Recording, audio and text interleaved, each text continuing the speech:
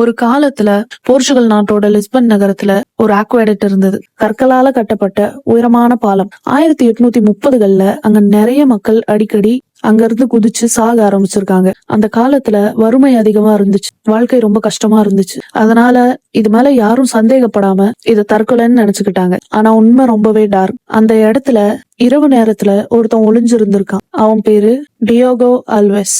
பகல்ல சாதாரண ஒரு ஆள், ஆனா நைட்ல தான் அந்த பாலத்துல நடக்கிறவங்கள இவன் டார்கெட் பண்றான். ஆரம்பத்துல அவங்கள்ட்ட இருந்து பணத்தை புடுங்கி அவங்கள தள்ளி கொண்டிருக்கான். போற போக்குல அதுவே பழக்கமாயிருச்சு. மக்களை கொள்ளையடிச்சிட்டு அவங்கள கீழே தள்ளி விடுறது அவனுக்கு சாதாரண விஷயமாயிருச்சு. அதுக்கப்புறம் அவன் ஒரு கேங்ல சேர்ந்தான். அந்த கேங்கோட சேர்ந்து நிறைய வீடுகள்ல புகுந்து கொள்ளையடிச்சு கொலைகள் பண்ணியிருக்கிறது அதிகமாயிடுச்சு. 1840 ஒரு கொள்ளை சம்பவத்துல போலீஸ் அவனை பிடிச்சிட்டாங்க. அந்த விசாரணையை பண்ணும்போதுதான் அந்த ஆக்வாடக்ட்ல நடந்த எதுவுமே தற்கொலை கிடையாது, எல்லாமே இவன் செஞ்ச கொலைன்னு தெரிய வந்தது. சுமார் 70 பேரை அவன் கொண்டிருக்கான் அப்படின்னு வரலாறுல சொல்லப்படுது. 1841 அவனை தூக்கிலிட்டு இருக்காங்க. ஆனா கதை அங்கேயே முடியல. அந்த காலத்துல இருந்த சயின்டிஸ்ட் அவனோட தலைய தனியா வெட்டி எடுத்து குற்றவாளிகளோட மூளையில ஏதாவது வித்தியாசமா இருக்குமா அப்படின்னு ரிசர்ச் பண்றதுக்காக அவனோட தலைய ஒரு ஜார்ல போட்டு பாதுகாத்து வச்சிருக்காங்க.